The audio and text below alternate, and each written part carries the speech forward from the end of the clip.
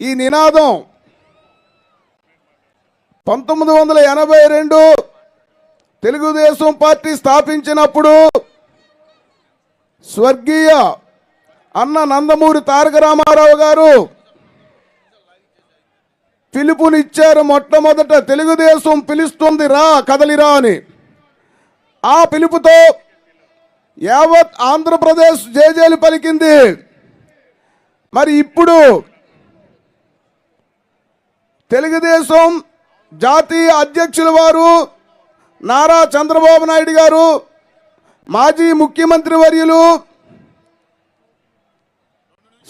మాన్యశ్రీ నారా చంద్రబాబు నాయుడు గారు రా కదలిరా అని చెప్పి పిలుపునిచ్చారు. ఆ పిలుపుతో జనం ఆంధ్రప్రదేశ్ లో ఉన్నటువంటి ప్రజలందరూ కూడా కదలి వస్తున్నారు. ఎందుకు కదలాలి? దగాపడ్డ రైతు బాగుపడాలంటే కదలి రావాలి. బడుగు బలహీన వర్గాలు బాగుపడాలంటే జనం కదలి రావాలి.